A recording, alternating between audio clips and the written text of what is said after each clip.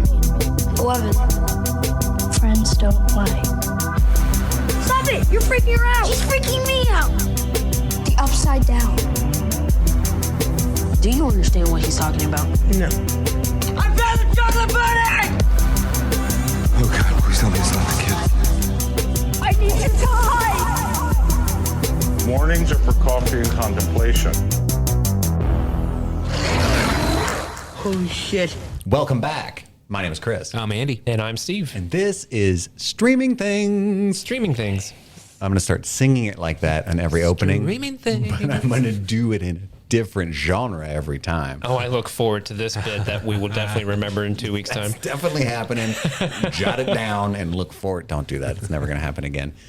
So this week on this episode that you're listening to in your ear holes right now is the 2020 Survival Kit. And it will hopefully be the last time I ever say the numbers 2020 together. Unless I'm talking about vision. Well, when you say 2021, you kind of have to say 2020. Yeah. Oh no. We're just gonna have to come up with a code word. Aught 1. Aught 21. I don't have anything funnier than that. That's a good one. Usually I piggyback and we just snowball into hilarity, but that's the end of that one because I'm fresh out. Yeah, so this is the 2020 Survival Kit. So what we're going to do, it's going to be real fun, quite a hoot, a gas, as the kids used to say in the 50s. It's going to be on fleek, as the kids used to say in 2015. I don't know. Yeah, pre-Trump era, right before. We're going to count down our top 10 favorite things of 2020. Things that, not just favorite, but helped us survive the onslaught of never-ending shit that kept falling upon us. And media. So TV shows were game. And we wanted to do a top 10 film list, but we thought we'd do something a little more special and close to home and just the things in general that meant so much to us that came out that year. And also, I don't know if 10 films came out this year.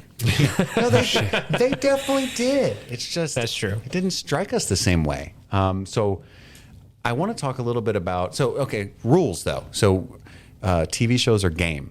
Films are game. Documentaries, game.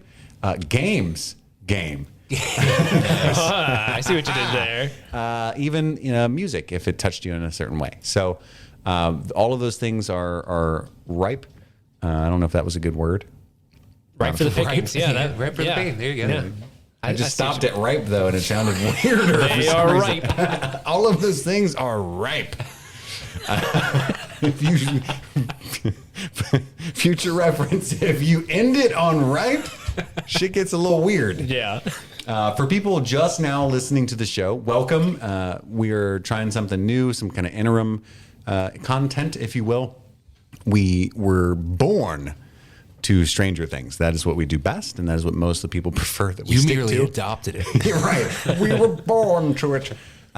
So, obviously there's no new Stranger Things right now. So we are back, and we've got a new format we're very excited to introduce. Every single Monday, we will be here or there, wherever you might be, inside your headphones. At possibly 3:16 a.m. every Monday. Hell yeah. It's never going to get on. No, it's never going to. Turn on the podcast feed, download the new episode of Streaming Things. Hell yeah. You're going to open up something at that time, maybe? I'm going to open up a can of this new episode of Streaming Things. I'm going to stomp a mud hole on my phone if it doesn't download the latest episode. I feel like so many people in the world, especially the younger people, have no idea what the fuck is going on right now. Everyone knows who Stone Cold Steve Austin is. You think? Yeah. I don't even like wrestling, and I know who he is. Yeah, but we're 32. Yeah, it's true. As Kristen Bell once said in The Good Place, there are only two men I've ever told you I love you in my life. The first being Stone Cold Steve Austin, and the second being a man at a bar I thought was Stone Cold Steve Austin. Infinitely quotable, because everybody can relate to that. I gotta watch that. So I wanted to spend the first little bit talking about how we arrived at our list, because I think we both had, all of us had different methods, or I would imagine so. So, I'll start. So for me, I don't want any of our listeners to think that these are the top 10 artistic achievements of 2020 for me by any means. I did watch a lot of really wonderful films, in craft and technicality and all kinds of things that I'm like, wow, that's fucking amazing. But there's just certain things that really carried me through, the apocalypse essentially. And it's funny because you always get that desert island top 10. What would you take with you? And I was accidentally on this desert island, scrambling, unpreparedly for certain things, and I found some good gems in there. And so for me, there's a lot. I was looking back through it. There's a lot of comedy, which I always love comedy, but usually for a list like this, Andy and I, specifically, but I think Steve the last few years as well, we've done these top 10 lists, and it's usually not like this at all. Usually we do, we approach these lists, as you mentioned before, like we're trying to figure out what we think has the best artistic merit out of them. Right, absolutely. But this year, because of, just the circumstance that surround this year, I think that has colored all of our lists. Like you mentioned, you probably picked a lot of comedies. So did I. And I'm curious to see, like, in a normal year, how these would have stacked. Like in a normal year, would I have put this on my list at all, even as high as it is? Partially because there'd be more content typically, but also because, like, we're actively, I think, at least in my case, and it sounds like yours as well, Chris, like we're actively seeking out things to make us feel better. Right. Mm-hmm. And also, some of these, not only would we have had different things to choose from, like, I'm a huge James Bond fan, so No Time to Die would have been ripe. Dune, you know what I mean? Oh my God, Dune. So many incredible things we didn't get, Black Widow, but also the things that did come out, we would have seen in IMAX with Dolby Atmos, I've got a pretty fucking dope TV, and I have, a full Sonos surround system, right? Pretty decent home theater setup, but it's still not the same. I didn't get to see Tenant. Is there someone in your shoulder IMAX. there, dude? I want to dust it off. Dust it off. I get it. Andy with these things that don't work so well in audio. But I stand by it. And I actually thought he was interrupting the show to tell me I had something on my shoulder. And are you fucking serious right now? Just get it. Just get it. So there's that, but also, like Steve said, I mean, certain things just hit different, as the kids say. Andy, what do you just kind of in general agree? Pretty much the same, yeah. A couple of mine are just like experience more than like what it actually was. You know what I mean? And like, and like Steve said, in a normal year, it wouldn't come close to my list. But for specific reasons I'll get into when I talk about them, like this, that, or the other is on there because of the circumstance during which I saw it. And I will say that is not quite true for everything for me, because I don't want that to imply either that what is on my list doesn't have incredible artistic merit, because some of it, for sure, some of it is legitimately some of the most genius shit of the last decade, right? It's just, there's a good mix of some things that I think meant a little more to me because of the place I was in mentally. Sure. That's all I want to say. Absolutely. I don't want like the creators of these things to like, oh, I'm on the list, and be like, oh, okay, I'm on the shit list. That's not true. There's a lot less like art house film pieces and a lot more Correct. stuff that's like, it takes a lot of talented people to make, but they're not what you necessarily typically think of when the Oscars are making their nominations. You know, This is the Apocalypse Oscars. the Apocalypse. I was going to do that. I was going to do that. That was I. Apocalypse. Damn it. Steve beat me again. I'm 0-2 with Steve today. Steve's on his game. So let's jump right in it, I guess, boys. Let's do it. Andy, what is your number 10? So number 10 is kind of what I was alluding to before, in that it's an experience more than it is the content itself. So number 10 is 10, It. Is it, now do you pronounce it Tenant or 10 ETs? 10 ETs. God damn, that's a lot of ETs. Steven Spielberg's the fucking best. Can you imagine 10 of those things running around? Oh my God. Everybody be phoning home. I don't have enough bicycles. Definitely don't have enough Reese's Pieces. Tenet is on my list purely because I got to see it in a theater. That's the only reason. It was exceptionally okay. I saw the movie with Steve. We had like masks on and seats between us. It was like the only big theater, and like I know that like there was like two other people in the theater, and I know like COVID and stuff. It's like, oh, you shouldn't go to the theaters. It's like, well, also you like, I fucking love movie theaters, and I do not want them to die. And so like, if there was the quote unquote movie that was going to save cinema, like goddamn right, I'm going to do my part to try to help that be a thing. Obviously, it didn't save cinema, but no, Morgan Freeman narrating. It did not, in fact, save cinema. But so, and to touch on the theater, like we went to a local, that's AMC, right? Yes. We went to the AMC, and shout out to that theater because they, I was really kind of tepid. I think I was more tepid than you were, Andy, about going, because that was like the first time I had really gone out and done anything outside my house. Mm-hmm. And I was really kind of tepid about doing it. And, shout out to the theater because they really made, it made me feel safe being in the theater. They were taking it very seriously, and I just felt safe. I can't say that for the rest of the Newport Pavilion, but once you got into the theater, it was good. Right. Yeah. There were people in the pavilion that weren't wearing shirts, let alone masks. I'm just going to say that. Nice. As people are wont to do in Newport. But yeah, Tenant was okay. When I was there with Steve at one point, I kind of leaned over to him and I was like, this is comically hard to follow. And it's true. Like when you watch the movie and it's okay. And then you read a synopsis afterward and it's like, holy shit, that's dope. That's not the movie I saw, but that's dope. And I'm sure it's great on a rewatch. And, elitist Nolan bro nights or whatever would say, oh, bro, you only watch it one time. And of course you didn't fucking get it. It's like, I shouldn't have to watch a movie more than once and still enjoy myself. If it didn't hit the first time and I was actively paying attention, that's a fault of the movie, not of me.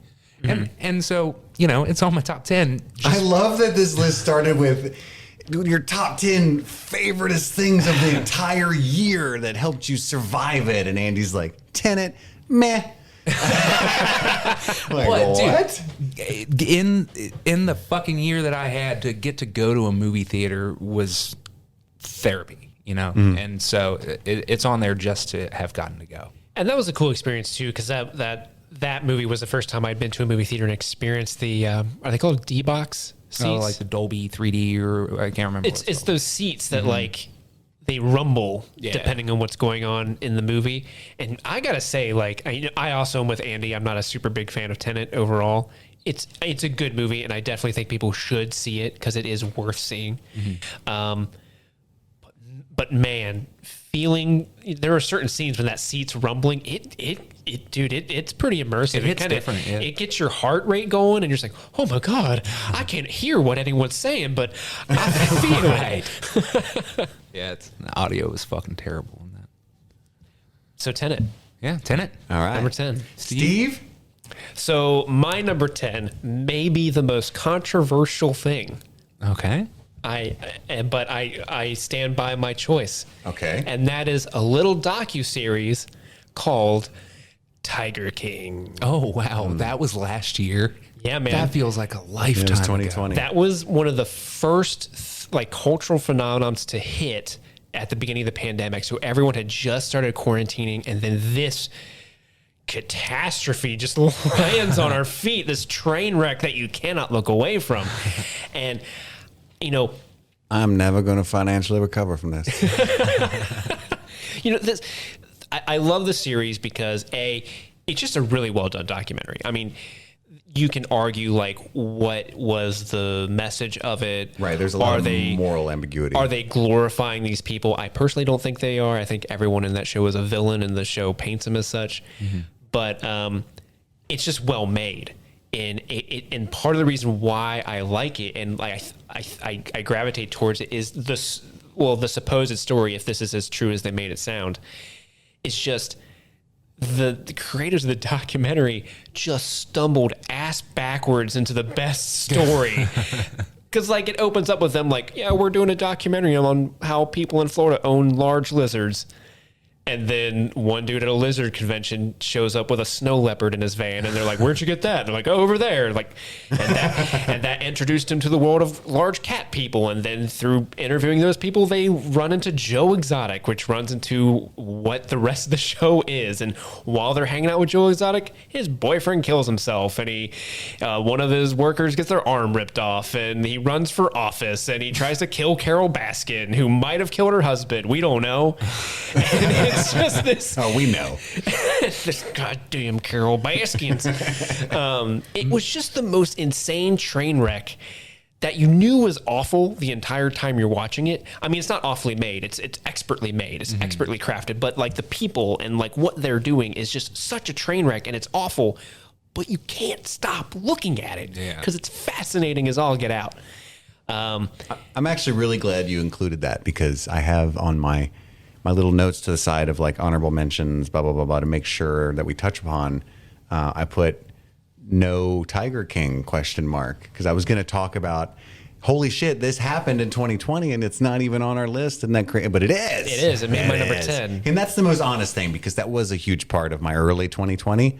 I just, for reasons, I've read way too many think pieces about it afterward and like couldn't stomach putting it on there. But the honest thing to do would be to add it because it was a big part. Yeah, and I understand why people have gripes with it. But all that being said, I look at it as just on the merits of what it is on its own. For sure. And I mean, like I said, it's really well done. It's really well made. The people in it are villains, and I really do believe that the show paints them all as such. I mean, I honestly don't know how you could watch that show and think anybody comes off as likable or good, you know? Yeah, 100%. I mean, it says something like if you're Don Jr. tweeting like, man, what a great show. I didn't know you could get Tigers for $2,000. You know, you obviously took the wrong message and are an idiot. And clearly he is. But one last story about Tiger King and then we'll move on is, so I saw the trailer for Tiger King on Twitter, maybe a week, like Netflix put it out maybe a week before it aired. And I thought it was the most insane looking thing ever. And I went home and I showed Sam, my wife, and I was like, we have to watch this show. And I like texted it to her. I'm like, will you watch this with me, please? And I know she didn't watch the trailer because she just responds like, whatever. I don't know. Maybe. Right. I don't know. Well, the show debuts. It's been out for maybe a week. My boss at work is talking with our client that we're working with at the government building. That's all they're geeking out about is Tiger King. And like, I'm hearing these like tangential stories about it. I'm like, what? They interviewed a guy in a bathtub? I need to watch this show. And so finally, I'm like, oh, I'm just going to watch it without her. And I come home, and as soon as I open the door, Sam's like, we have to watch Tiger King. My coworkers told me about it. Have you heard of this show? It sounds so good. I'm like, bleh. It's your idea, honey. Yeah, yep. And that's how we watch Tiger King. I'm sure every married person out there was just like, yes. Yes. I get it. Well, Carissa and I watched it. It was actually a huge bonding thing for us too. That was the first week we were like literally not allowed to leave our homes was that Tiger King era. And it was fun.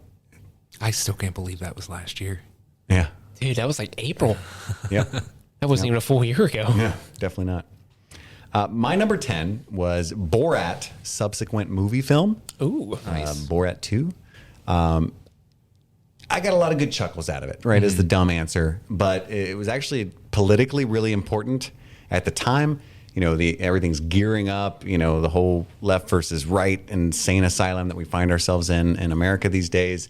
And then out of nowhere, Sacha Baron Cohen was able to shoot and produce this thing in the middle of the pandemic and actually do some really dangerous shit and get this footage of like Rudy Giuliani. And, you know, that was... And like I just didn't expect that, even though, you know, he pushed the envelope the first time. It was more silly. It was more like a Tom Green if he were actually smart, kind of. You know what I mean? Like that's what Borat kind of struck me as, you know, the first time around. But this time I was like, holy shit, this is like important. You know what I mean? There's a scene. Have you guys seen the film? Oh yeah, I have not. Oh, Steve, it is good. Have you seen the first film? Oh, of course. Yeah. Seeing Borat in the theater, the first Borat was one of the best theater experiences of my life. It is of my life. Wow, wee wah. It really lives up to the original film, which surprised me. But not only that, I think exceeds it because of the context in which this one debuted. But there's a scene where he goes to basically a Christian fake abortion clinic, and they're trolling, you know, the purveyors of that place. It's so I could not breathe. I was trying to eat some dinner that, you know, we'd cooked, and I was spitting it out. The dogs were loving it because they were picking up all kinds of food they're not allowed to have. It was awesome. But I want to shout out to the debut actress as well, Maria Bakalova. Because of the dynamic of the first movie, Sacha Baron Cohen's famous now. Yeah. So he can't do his shtick where he like fools people into thinking he's this real foreigner. You know what I mean? Not as Borat anyway. Correct. And so the conceit that he had to get around that was to pass the torch to someone else. And you think, who can be as ballsy and off the wall and crazy as Sacha Baron Cohen. Like nobody can say that kind of shit to a real person's face and not laugh or not get punched. And he found this young actress who can like live up every bit to him. It's really good. I can't recommend it enough. If I get titties, I won't drown. Yes.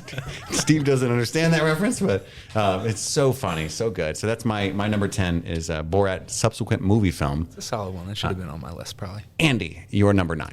My number 9 is a video game. It's Call of Duty Warzone.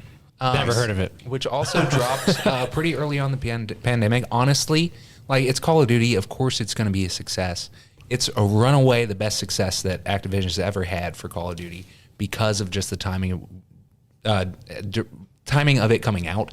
That came out in the beginning of the pandemic? Yeah, everybody is stuck at home, and now this giant Call of Duty free-to-play game comes out, and now you have a means of, kind of socializing and, goofing around with your friends on game chat and, doing something tactical, having fun. It doesn't cost you a cent. Oh, is that the Battle Royale? It is. Oh, okay. That's not the Cold War. The new one. That's where they're like, Mr. President, we got a situation. All those ads. Yeah. Yeah, no, it's on my list, and it's fun. I enjoy it very much. I've played it probably more than other games. Just in because we 2020. can socialize. But yeah, it's on my list just because that was how I hung out with my friends in 2020. I didn't get to go do stuff with them. We played Warzone, and I had a great time. It's the type of game and I've told Chris plays shooters like that pretty much exclusively. Mm-hmm. He's starting to branch out a little bit, and good for him. But for me, that is not a game I would ever touch on my own. I'll download it and it'll sit there on my PlayStation until somebody says, "Hey, let's play it." It's a social game for me. So it's on my list, not because it's a great game and it's my cup of tea or anything, but because it's how I got to hang out, and it was a good time. That's the bar where everyone knew your name. Mm-hmm. Cheers. Yep. Steve, what is your number 9? So my number 9 is a little bit off the wall. It's also the most recent of all my picks. This one just happened 2 weeks ago. It was the week after Christmas. No, I'm sorry. It's the first week of January. I'm sorry. Wonder Woman? No, it was not Wonder Woman. That is not a good movie. No, this is, and again, this is the most off the wall one. It is the Brody Lee tribute show on the episode of AEW Dynamite. Okay. If you don't know this, so there's some context. AEW Dynamite is a wrestling show on TNT, and it is sort of like the up and coming competitor for Vince McMahon's WWE. It's a really cool company. It's owned by Tony Khan, who owns the Jacksonville Jaguars. And it's also run by a lot of wrestlers themselves. So it's this growing company and whatever. There's a wrestler named Brody Lee. He worked for the WWE for 10 plus years, quit, and then went to AEW to try to I am a good person. I can be successful. You're not giving me a chance. He goes to AEW and he does it. He crushes it. Sadly, Brody Lee passed away suddenly at the age of 41, December 30th, no one really knows exactly. They haven't released publicly what he died of. We only know that it was from a non-COVID related lung issue. Mm-hmm. It seemed like it was very sudden. It's very tragic because by all accounts, Brody Lee, not only was he a good wrestler, but the stereotype is all wrestlers are like these roadies that are they do all these drugs and they cheat on their wives and all this stuff. Right. But Brody Lee is the antithesis of that. He's like this big, hulking, monstrous-looking dude. But apparently, behind the scenes, he was like a lot of people were saying, if there's a Mount Rushmore of wrestling dads, he would be on the Mount Rushmore of wrestling dads. So AEW decided to do this tribute show to him. And again, he'd only been working for the company for maybe 10 months when he passed. Right. So he hadn't been there long. And what they did was probably the most classiest and beautiful and just amazing tribute shows to someone. Essentially, so he has a boy. So his wrestling name is Brody Lee. His real name is John Huber. He chose his wrestling name because his eldest son, who I think is 8 or 9, his name's Brody. So what they did was they basically brought little Brody, his other brother Nolan, and his wife, I think his wife's name's Amy. They all were there at the show, and they pretty much went to little Brody, and they're like, what do you want to see? Who do you want to see wrestle? And so this little boy, they had him make the entire wrestling card for this episode of this wrestling show. And, this is COVID, so they don't really have audiences. So they just have this audience of one, and it's this little boy, and they have like some minor wrestlers who are standing around him who are like his hype guys who are like, yeah, look at that. Right. They're like getting him into it. All the wrestlers are going up to him and like, kind of like, yeah, you're part of the show. And like, it was really, really beautiful because not only are they paying tribute to this guy with video packages and, well wishes from testimonials from the wrestlers themselves, they're paying tribute to him by treating his family incredibly well. Because my understanding is they also pay like all his medical bills for his family. They made his little boy part of the show, and like at one point, this heel wrestler, his name's MJF, he goes up to the show and he's like, I hate this fucking kid. And he's like getting into the kid's face, and the kid pulls out a kendo stick and just whops him on the head. He like sells it like death. Right. And it was just really, really sweet. And his dad was like the TNT champion. And so they decided that they're retiring that championship belt. But instead of like retiring it, making it go away, they made his son the forever TNT champion, and now that championship belt is retired with his son. No.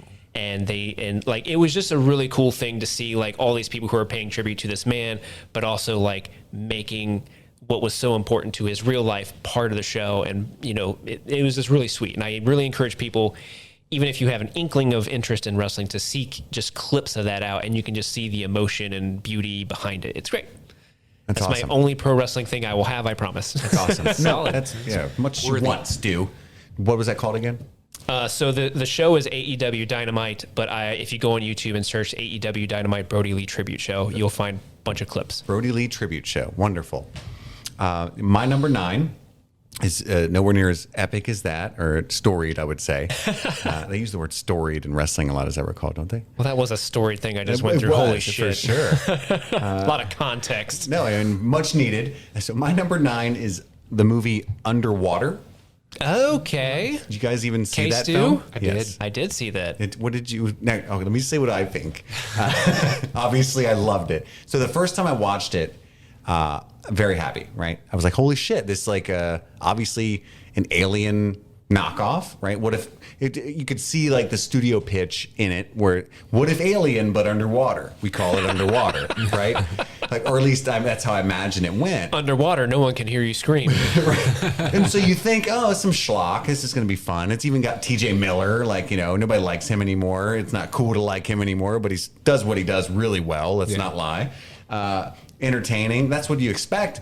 But it's actually a really fucking good film. Like, it starts off at 10. It does a very unusual thing with the normal meter of a film. The plot point 1 is like, what, 2 minutes in? Yeah, I when I watched it, I texted you and I was like, well, that escalated fucking quickly. Yeah, it's crazy. And anybody that knows me knows that I absolutely am enamored with Kristen Stewart.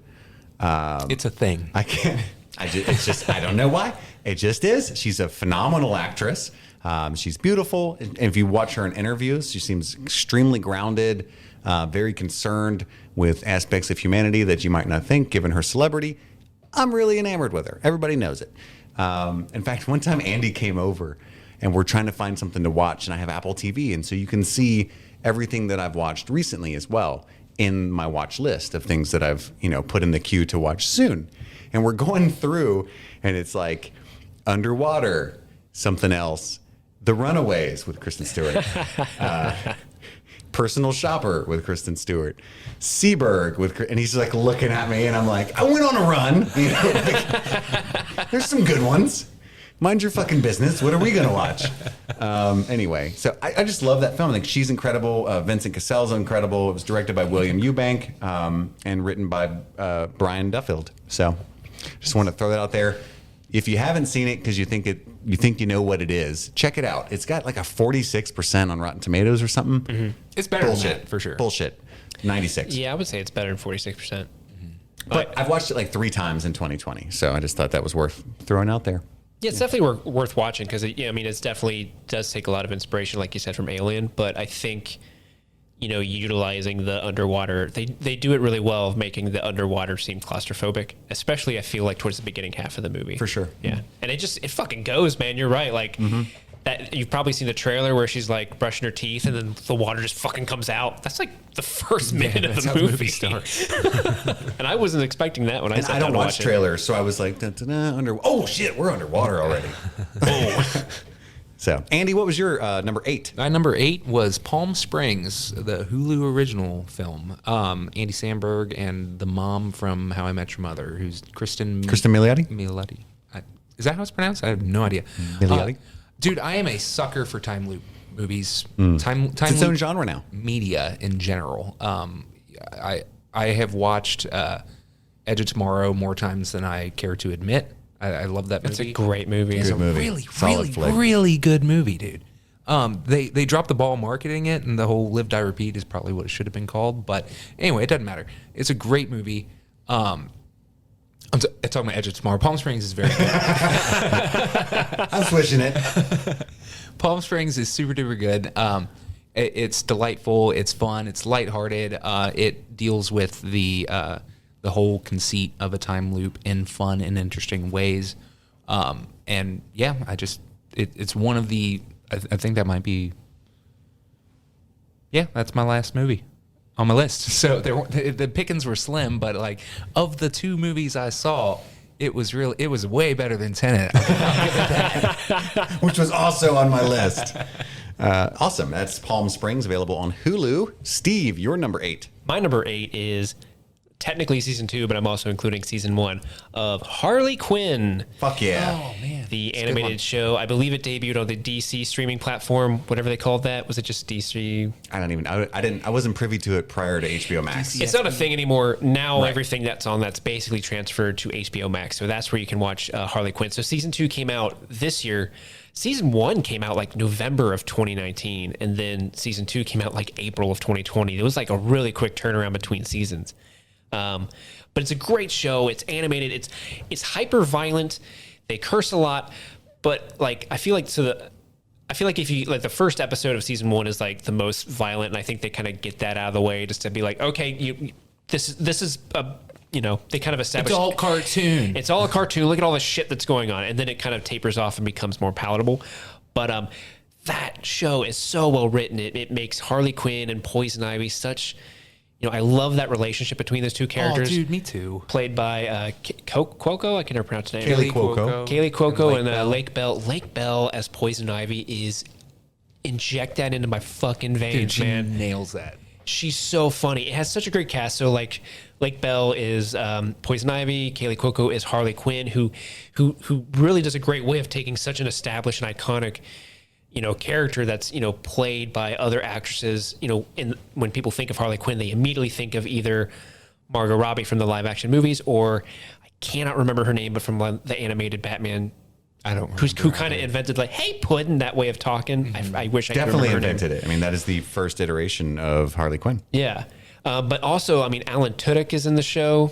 He plays like everything. Yeah, he's everything. He's the Joker. He's Clayface. He's the Condiment King. He's got range. And one of my favorites, Ron Funches, is King Shark. Oh, okay. Which King Shark is typically this like brutish, like brrr monster. But Ron Funches played King Shark is like, I'm just a happy tech guy who wants to get on the computer. And it's so good. And Alan Tudyk plays Clayface as a failing actor. Because, Clayface is the Batman villain that can transform into whatever he wants. Right. But the way Alan plays him is like, I am an actor. it's so funny. And we can't... who voices Bane in that show? Oh, I have no idea. But that show is almost worth I love it. that they took the Tom Hardy impersonation and just ran with it. Yeah, like the Bane character in Harley Quinn so funny. almost deserves his own show because every scene he's in, he steals it. Why do I get the tiny chair? We thought you would look funny sitting in a tiny chair. I get it now. That is pretty funny. I kept calling Andy like, dude, you have to watch this show. It's incredible. Because when I watched the first episode, I was just kind of, eating dinner. She doesn't want to watch any of the art house films that I want to watch. You know what I mean? And I definitely don't want to rewatch Friends again. So we're arguing, and I'm like, all right, let's try this. You like cartoons? And then so You got so much stank in that you like cartoons. well, we fight about it a lot because Nerd. She's she loves a lot of good shit, but she prefers to watch something she's seen before most of the time. And, it's a comfort thing. Mm-hmm. And I have this, I'm the fucking weird one. I have this psychotic, there's things I haven't seen yet. People are going to judge me in film Twitter. You know what I mean? This is pressure. This is work I need to do to watch this kind of thing. You know what I mean? Sure. Yeah. This is not free time. I need to expand my mind right now. This is your real job. Right. It's so stupid, right? Netflix but no and one chill pays is me fuck for off. it. I'm watching this. Right. But anyway, so we agree to watch this show, Harley Quinn, and the first 5 minutes, it's so violent and so what's the word? They say fuck a lot. You know what I mean? Yeah. And I didn't expect it. And I'm not a snowflake or whatever, but I'm kind of taken aback. Yeah, it's they get all that out of the way immediately. This is amazing. Anything is possible in the show. Look at what we threw at you in the first 20 The hook minutes. worked, obviously. Chris is that's fucking dope. Yeah, it definitely, as Steve likes to do, inject it in his veins. There's kneecaps exploding. It was incredibly violent. There's faces being ripped off. Yeah. And people melting. Yeah. When Joker threw that gas grenade. But yeah, I also love that. Good on you. What? Andy looked like he was about to say something and then looked at his phone. No, well, I was just gonna let it drop. It just occurred to me, and Steve made a solid point early on. So in that show, they really do just get that out of the way. Look how fucking violent this could be, but no, it's actually a pretty cool show. You know what I mean? And it never really gets that violent again. Yeah. It's not to say it doesn't get violent ever again, but not to that height. That. I don't think. I mean, that was a good hook, but there's some have you finished both seasons? No, I have 2 episodes left on the second season. There's a couple really violent prison fights in Arkham, and but yeah, I mean, you're right. It becomes much stronger character development for sure. Yeah, and that's the thing. That's the strength of that show is the way they integrate the character development with really whip smart writing, really funny premises, and they take a lot of established Batman characters, put their own spin on it, while at the same time somehow managing to stay true to the original.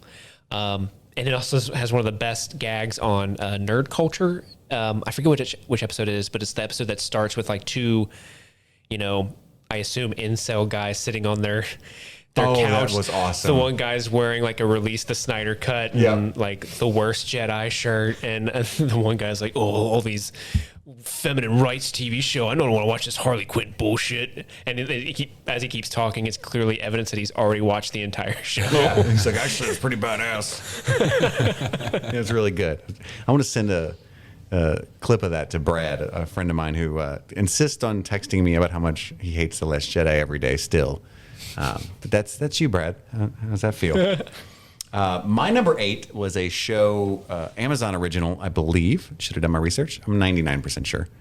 Yes, I'm positive now. Upload. Yeah, it's Amazon. You guys watched it? I haven't gotten to it yet, but I wanted to watch that. You will love it, Steve. I absolutely love that show. It's from the creator Greg Daniels, who you might know did a couple smaller shows you might not have heard of either, like The Office, or Parks and Rec. Things like that. Have you watched those? I've never heard of them. Yeah, you should check them out. They're little indie darlings of mine. I discovered them pretty much. But Parks and Rec is my shit. It's so good. It's so good. But anyway, and did not disappoint. I was like, oh my God, I can't live up to Parks and Rec. I'm going to watch this anyway. So it's a futuristic sci-fi setting, automated self-driving cars where people can upload their consciousness into a cloud, and it's kind of like an afterlife scenario. But it's a romantic comedy. It's philosophical. It's just overall fun and creative, and very different for Greg Daniels, I think. I loved it. I can't wait for season 2. It's like Black Mirror as done by Dr. Seuss. Yeah, it's like a lighthearted Black Mirror. That is such a good sell, because you said that and I immediately what? Gotta watch it now. I mean, he's right. I mean, the ideas are every bit as deep as old Charlie would do it for Black Mirror, but much more lighthearted. There's a lot of comedy and stuff. And Andy Allo, I want to shout her out. She's a phenomenal breakout actress. I think she's a musician prior to this, and she's becoming a star. So very excited for that. Very stoked for Upload season 2 on Amazon Prime Video. Andy, what is your number 7? I love the shit out of Upload. That should have been on my list too. My number 7. It's uploaded. I like how you're like the last two things. Like, man, I should have put that on my list. He didn't think about his list very on much. your list. I mentally checked out for a lot of 2020, so I'm kind of like, what are the things that like? And he's like, number 7, I don't know, man. Arby's is pretty cool. 4 for 4 is cool. I like that. My number 7 is another video game, Ori and the Will of the Wisps. It is a Metroidvania, which is to say it's a 2D action side-scroller video game developed by Moon Studios, and it is an absolute delight. You play this cute, itty-bitty little mouse fairy character thing who travels around in this little world, and he's trying to find his little adopted brother who is a baby owl. And you like get new abilities as you go, and you meet all these characters who are like dealing with the kind of like the world ending in certain ways and stuff. And the game is absolutely gorgeous. Like any frame at any point during that game, you can pause, take a screenshot, and it is it's a work of art. Every single frame of that game is absolutely gorgeous, and the soundtrack is a banger, dude. Like, there are very, very, very few games ever where I'm like, I want to look up the soundtrack and I'm gonna rock out to that. And Ori's one of them. Like, it is dope. So it's just my shit. Like Gwen Stefani, you know what I mean? I'm saying like, that's my shit. It's just Metroidvanias are my type of game. They're just a lot of fun. Ori is delightful. The characters are so much fun. The gameplay's great. The music's great. It's beautiful. I can't hype that game up enough. Awesome. Is that available on PlayStation Plus? Or it is only available on PC, Xbox, and Switch. All right. And that is the Ori and the Will of the Wisps. Ori and the Will of the Wisp. I always like to, I really wish Andy wouldn't have said it, because I just really wanted to see where you were going to take it. I was going to go, baby. I was going to go. Oreo and the... I kept thinking of the owl. Anyway, Steve, what is your number 7? So... you might be noticing a trend in my picks where I'm not necessarily brave enough to commit an entire pick to a full show, but instead I'm picking a single episode in a series of a show. Yeah, cheating. That's known as cheating. Yeah, I've done the aforementioned episode of a wrestling show. Now I'm going to do a very specific episode of a television show on FX called What We Do in the Shadows. Ooh, a great show. A great show in and of itself. Definitely check it out if you haven't seen it. However, I'm giving this placement specifically to the episode On the Run, which aired May 13th. And so if you don't know what We Do in the Shadows is, it's almost like a documentary style Office type. Like, think of The Office, but everyone's vampires. Mm-hmm. And they're all like vaguely European and weird and living vaguely European. You don't know exactly where they're from, but they're vaguely European and Eastern European. Transylvania. Some of them are. True. One of them is definitely the stereotypical like, oh, blah. But then the other one, Colin Robinson, is a emotional vampire who just like, he just sucks. So he just goes like, so how's Mondays? Am I right? And just like, he drains your life force. And I love that character. But anyway, On the Run focuses on a specific character, Laszlo, who's played by Matt Berry. You may remember him from IT Crowd. I think he was the second boss in IT Crowd. Oh, okay. But he plays the more like flamboyant and wild of the three main vampires. And the story deals with, so they're hanging out at their house, and then this vampire comes out of nowhere, played by Mark Hamill, who's like, Laszlo, you owe me a great debt of money. And they like are set to battle for the death. And then at the last second, Laszlo, turns into a bat and runs away. And then the episode focuses solely on him on the run. And he basically just takes up roots in this small town, and he takes under the persona Jackie Daytona, who owns a bar, and he is a big fan of the local high school volleyball women's team and is trying to get them to state.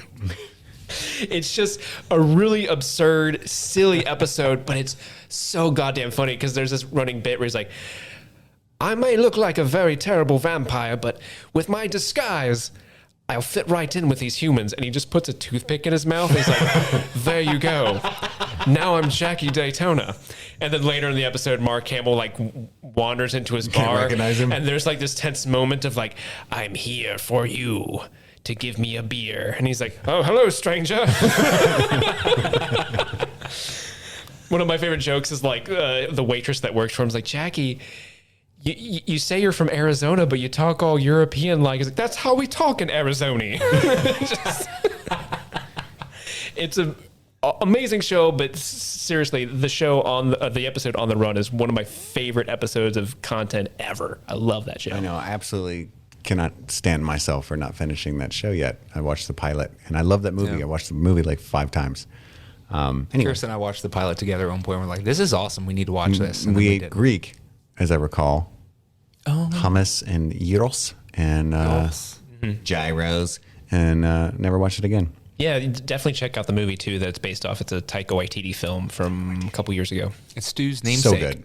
It is. Yeah, that's right. So we named you Such a good Stu. guy. Such a good guy. My number 7 is the movie Soul, directed by Oh, good choice. Pete Docter. Which, if you've seen one of the trailers, you get the joke behind that.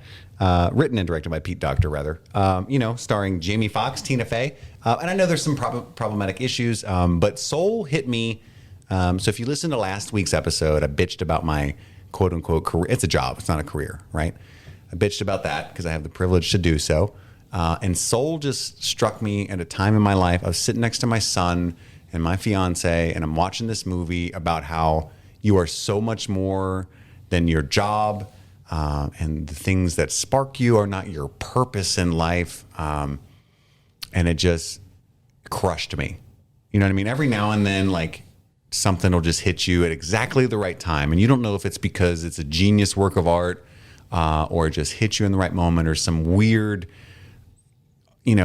cosmic combination of both of those things. But whatever that is, it happened with Soul. And I was just like fetal position crying inside at the end of this movie. And Pixar does that. And specifically Pete Docter. I mean, his previous films are all of the most soul, like all the Pixar films are good, right? But you think about his oeuvre. It's not Finding Nemo. No, it's not. Up, Inside Out. Yeah. Those are Up, the first. Who hasn't been just crushed by the first 20 minutes of Up, right? And Inside Out, I think, is one of those movies that people don't necessarily talk about when they talk about Pixar's best movies. But Inside Out's really, really good. 100% top 5. Yeah. 100% top 5. And I don't think Soul is actually up there. And that's what we were talking about. Like, Soul's not going to hold a candle to Inside Out, most likely. To me, like if I were to watch them back to back and really vote for one. But just this time in my life, I was like, oh my God, did I fucking need that? And that's actually what sounds stupid. Like, if I quit my job tomorrow, I hope I tell the guy, have you seen Soul, man? You know what I mean? What? It's on Disney Plus. It really says what I'm trying to say to you There's better. a cat and the music. Listen, pizza. It's jazz, man. You're the leaf, basically. Anyway, I love that film, and it's available to stream on Disney Plus right now. Andy, what is your number 6? So my number 6 is Queen's Gambit on Netflix. And so I won't wax lyrical about it because I expect it's on your all's lists and probably Never heard of much it. higher. I've actually never seen it. Oh, okay. Well, never mind. I bet my life it's on Chris's list. Andy's going to die tonight. So Queen's Gambit is it's a show about a girl that plays chess, and that's what it's about. But it's not. It's actually really about addiction, and it's about being a functioning addict and how it can take your passions and turn them against you, and how you can ruin the good things in your life, and how you can let the important people in your life go by the wayside in pursuit of something that you look at as like a what is the goal, but it's not. And I internalized it in a way that I really didn't expect to. Chris watched the show and he hit me up. He's like, dude, you got to watch the show. It's fucking great. And so if Kristen Stewart's number 1 for him, Anya Taylor-Joy is number 2. And so I was like, it's just a fucking Anya Taylor-Joy show. I don't give a shit. And I watched the first episode and I was like, it's pretty good. And, it's well made. And I like period pieces. That's just another thing that I'm a sucker for. I like to see that they did well with the costumes and the set design and stuff. And so I watched the first episode and I was like, that was pretty fun. You know what I mean? But whatever, I'll watch it maybe eventually. And then I started going a little bit more with it. And, as somebody that's dealt with severe addiction issues in my past, I started to kind of see myself in it. And I started to recognize that, the people that were talking about it when it was part of the cultural lexicon were wrong. They were talking about, oh, the chess is wrong, and who gives a shit about this character? And blah, blah, blah. It's like it's not about that. It's not about chess at all. Put checkers in there. Put fucking Magic the Gathering in there. The story's going to be the same. You know what I mean? Digimon. Put some Digimon cards. Settlers of Catan. Ooh. Ticket to Ride. What are some other board games? The Catan's Gambit. Trouble. What if she was just popping the ball in the middle? She just when she looks up at her roof, at her ceiling at night, and a little popper ball. It's fun getting into trouble. But so it doesn't matter. It's not about chess. It's about how this girl's lifestyle is destroying her and the only good things in her life. And so by the end, I was like, all the little artistic things that I thought were kind of dumb, and like as an aspiring creative person, I'm like, I don't know if I would have done it that way. I'm like, oh my God, that paid off, and I'm so glad that they did it the way they did. And it was just it's on my list because it was such a surprise to me, like how much I loved it by the end. All right. That is Andy's number 6. Mm-hmm. Queen's Gambit, which is available on Netflix. Steve, what is your number 6? My number 6 is, we're following the same theme. It is another episode of another TV show. It is from the TV show Mythic Quest, which you can see on Apple TV. Was that 2020?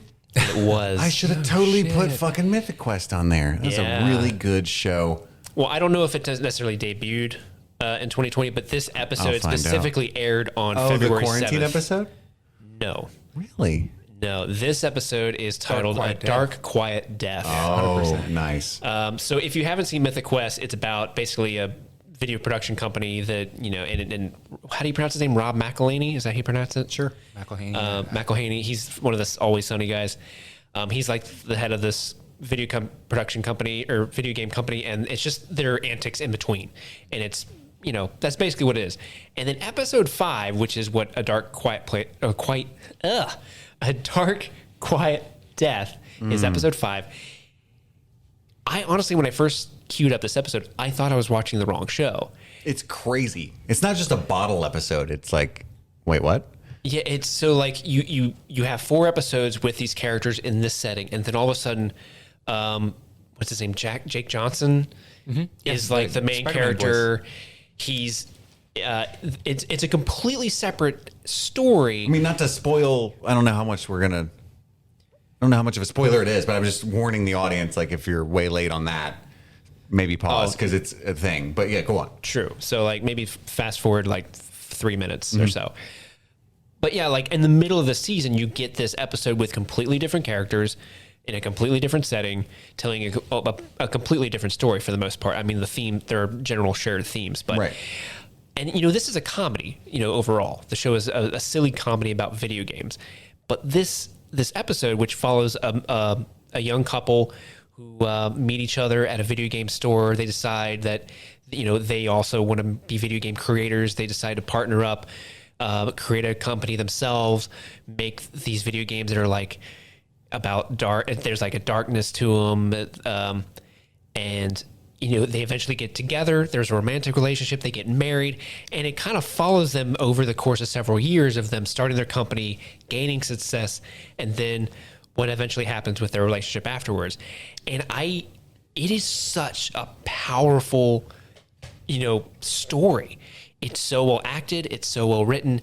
I was crying for a lot of it towards the end. Like this episode wrecked me, and it really caught me off guard because again, the rest of the show is not like this at all. Which is why, and to be honest, I'm not a super huge fan of Mythic Quest.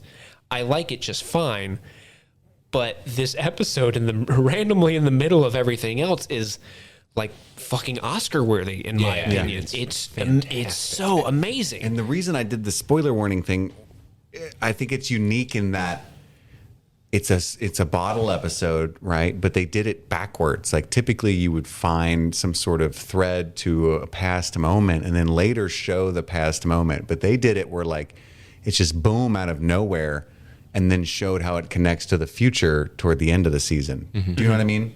Yeah. And I just feel like that was really well done. The experience of running into that episode, as fucking fantastic as it is, in the context of watching the rest of silly Mythic Quest, that is almost a spoiler to say like, yo, this is coming, fucking right? dope. Yeah. It's crazy, and the fact that they, without any anchor to the rest of the story, able to immerse you in those characters' lives so quickly, very impressive. And Kristen Melody again. Oh yeah, Palm Springs. Hell yeah. And to be honest, like I was so much more invested in those characters just after one episode than I was by any of the other like main characters by the end of the season. Like I just cared about them and their story that much. I was kind of like, why where's the rest of that show? I want that show. But I mean, it's beautiful. Go check it out. It's on Apple TV. Apple TV Plus. Oh yes, Apple TV Plus. One of the many new streaming services. Yay. Plus. That's one reason I can't quit my job. I subscribe to all of them. My number 6 is Palm Springs. I'll just touch on it briefly. Andy and I, didn't we like co-watch that? Like we pressed play at the same time? No, I had watched it like the day before, and then we ended up watching it together like the next day. That's right. Yeah, I love that film. I too like time things, which is why I'm good fan of Mr. Nolan. But I think the conceit of Palm Springs that was really neat was, what if you were stuck in the loop with someone else, and then had a romance? Oh my goodness, that was such a good idea. They did so many creative things with it, and that's why it's its own genre. Everybody they're familiar with the rules, and you can explore that. It gives it a whole new layer to the Groundhog's Day genre. Andy Samberg's an unsung hero. He's a fucking comedic genius. Sometimes he's so goofy it's hard to take seriously, and sometimes he's got a depth that you're just like, oh my god, like, who is this? It's kind of like, it reminds me of Adam Sandler, because he was just so like, oh, here's what's shampoo, and then out of nowhere he's like Punch Drunk Love, and or even Big Daddy, or Rain Over Me, yeah. And so that's who he reminds me of, which is the best compliment I can give him. And Kristen Milioti was amazing. So that's Palm Springs, again, available on Hulu. Andy, you're number 5. My number 5, I'm going to mix it up. It's an album, Dreamland by Glass Animals. God damn, is that a banger. Holy shit. They do rock. You know what I mean?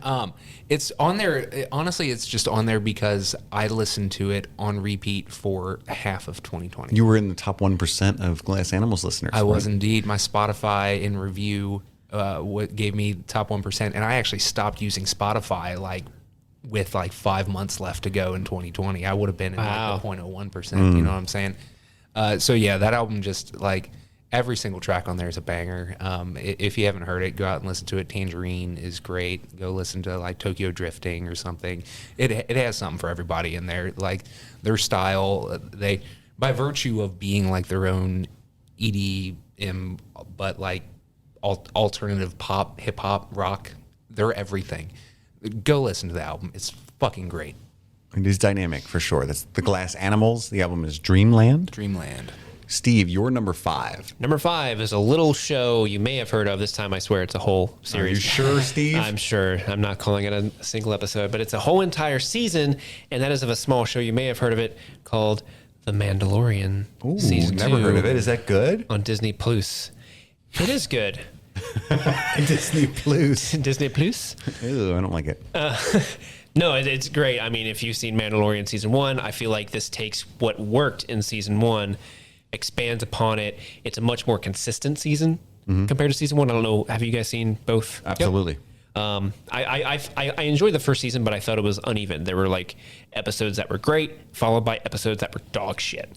And then this season was a lot more consistent with how good it was. That Baby Yoda and Mandalorian relationship is the anchor of that show. That show in and of itself is amazing, just what they're able to do special effects wise. I think they call it the volume, the big room that they film in with all the LEDs. That is such a technological marvel. And as a film geek, watching all, I look forward to the behind the scenes videos of that just as much as I do the episode, just because that's such incredible technology. And they're using it in a good way. I mean, the stories they're telling they're simple. It's most of the show is like watching an adult version of a Saturday morning cartoon, which isn't a bad thing. But sometimes that show will sprinkle in moments that surprise you. There's an episode with Bill Burr. He reprises his role. I think his name is Mayfield, as this gun for hire type character. He's got a Boston accent. He's basically just Bill Burr in space Bill Burr.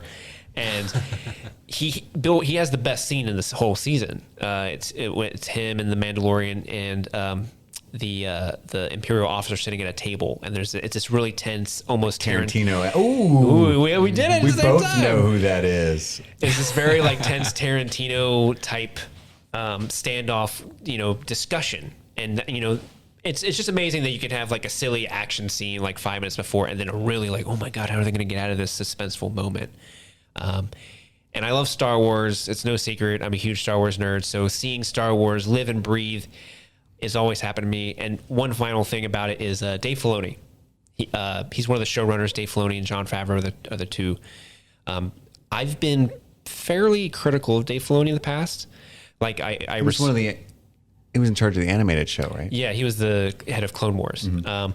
I've always respected Dave Filoni because like it's clear he's super passionate about Star Wars. He's got a great knowledge for it. I was always more critical of his directing because I never felt like he was that great of a director. I always felt he was like George Lucas, where he big ideas and story ideas, he's great for it. But when it comes to like directing, just don't let him. Or writing. Or writing. Well, I think Filoni's a better writer than Lucas, to be honest. But because like my least favorite episode of season 1 was Dave Filoni's episode. I'm sorry, I meant don't trust George Lucas to write it. Oh no. You're softer than sand, my lady. But I think Filoni in this season directed the best episode of Mandalorian with a bullet, and that was the Jedi. It's with Ahsoka Tano. Mm-hmm. It's a character he created in Clone Wars, but he brought her to live action with Rosario Dawson. Michael Biehn's in it from Terminator. I thought you were going to say Michael Bay. That'd be wild. He was the explosion. But yeah, if you watch any episode from that season, watch The Jedi. It's very Kurosawa inspired. It just looks beautiful, and you can see because he has an animation background. You can see in some of the frames he's like using that animation style that he comes from to really bring to life this world. And it's just overall, it's a great season. I just wanted to give Dave Filoni a shout out, a guy I've been critical of who like really impressed me this season. So good on you, Dave. I know you're a big listener, buddy. I know you're listening. Yeah, way to improve your skills. Answer my email. That episode was my favorite of season 2. I think. I wish streaming things had been a thing when Mandalorian season 2 was popping. Oh, dude, I had a lot of thoughts. We'd have been nerding out. If the listeners desire, we could perhaps delve back into that at some point very soon. If that's something you guys would want, guys and gals. Maybe closer to next year when season 3 and absolutely will Book be of on board Boba's next coming year. out. Absolutely.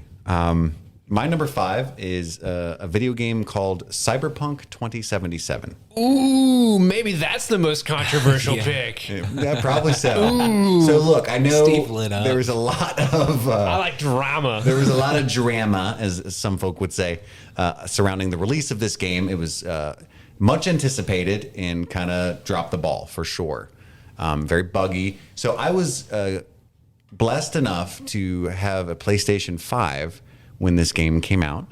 And so that's how I was actually able to play it, that or a PC. Andy plays it on PC. So with that being said, I experienced almost none of the issues that most of the world did. I mean, the game would crash every now and then.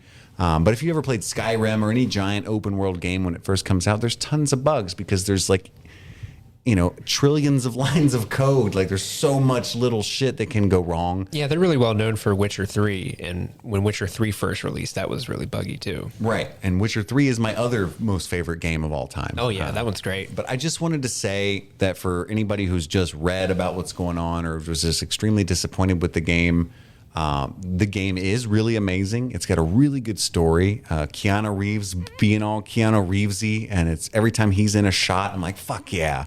He does really good in the game, doesn't he? He does, and he was kind of knocked in. There was a bunch of invalid criticism, in my opinion, because of the hype. But I don't believe in that whole nothing can live up. If there's this much hype, it's definitely fucked. Like kind of thing that some people cynically, believe in. I think it lives up to it. I looked up to it. I look forward to it for years. I've played over 100 hours. Trying to 100% it, very much enjoy it. But why it meant so much to me personally, as Andy alluded to, I play almost exclusively shooters, and I hate myself for that. I was a huge gamer as a child. I grew up on RPGs and being super nerdy, +2 intelligence kind of guy. You know what I mean? Do you think just playing shooters invalidates your gamer tag? No, but I guess, first of all, I shouldn't give a fuck what people think, but I feel like when I meet people that I have a lot of things in common with in other areas, they're always really big on like, hey, I just beat Final Fantasy VII and I'm playing through Last of Us 2 again. I think it's beautiful. And I'm streaming later. I'm going to, you know what I mean? Like I'm going to be doing something really cool on Twitch later that's not Apex Legends, you know what I mean? Like, and I'm like, I'm just trying to get plat in the ranked. And not to knock those people at all either. I'm trying really hard not to offend anyone. I just care too much what people think. But like, I just feel like when I'm talking to hardcore gamers, they feel like I'm going home and putting on a flat bill and popping a monster and just popping caps. You know what I mean? And like, I really am doing those things, but I'm cool. Hey, it's gamer fuel, all right? Right. G Fuel, bro. Use my code. That's what it is. Use my code.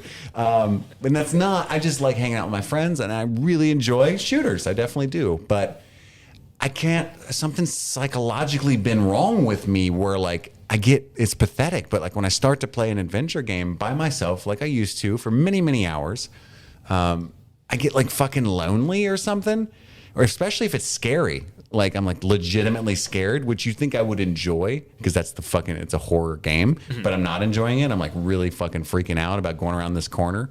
And I quit playing it. And it's really sad because I'm missing some landmark experiences. Yeah. I own God of War.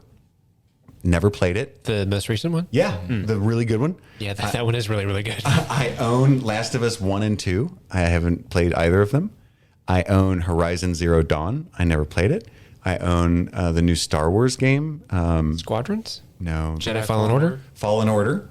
Never played it. I got 10 minutes in. It froze because it hadn't been patched yet. And I was like, all right, tried. Fuck you. Going back to my... I'm going to play Cyberpunk. Yeah. Fuck you. Well, no, Cyberpunk wasn't out yet. So anyway, it's just so embarrassing. But Cyberpunk, I've been able to just sit there by myself for over 100 hours, like a big boy, and play a game with actual characters and a story. And like, this is fun. Oh my God. Like, I'm doing cool things, but in the context of a plot and through the eyes of a person whom I care about. They should make more games like this. This is fun.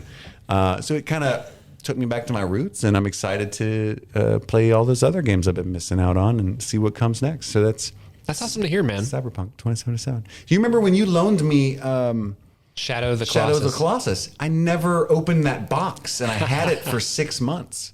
And I just gave it back to you because that's like one of the most important games ever made. And you were like trying to give me a piece of art that would change my life. And I was like, yeah, but I'm going to prestige again on Call of Duty. Dude, I get it. I'm a slave to Destiny 2. So I get I have a ton of games that I'm like kind of playing here and there, but I always go back to Destiny 2 because like, well, I got to get my pinnacles for this week. Right. Yep. They're very addictive. Andy, what is your number 4? Well, real quick, fun side note. The other day, Steve was helping me edit a video, and when we were done working on it, I was like, hey, dude, do you want to check out what Cyberpunk looks like on like super high-end PC? And so like loaded up and like on PC, I just built a new computer when the new graphics cards came out. So it's like really high-end right now. And so it is Cyberpunk, which is a gorgeous game looking as good as it possibly can. And it tanked down to like 5 frames a second for some reason. And like, it looked fucking awful. And it was like freezing up. And then eventually like it chugged back up to normal, like 60 frames or whatever. And then like, I was like, so this is how you can go into this zoom mode and like use your cyber eye to look at things. And then it got stuck in that. And I raised my gun and aim down sights, and then I hit some bug where I was forced to aim down sights no matter what.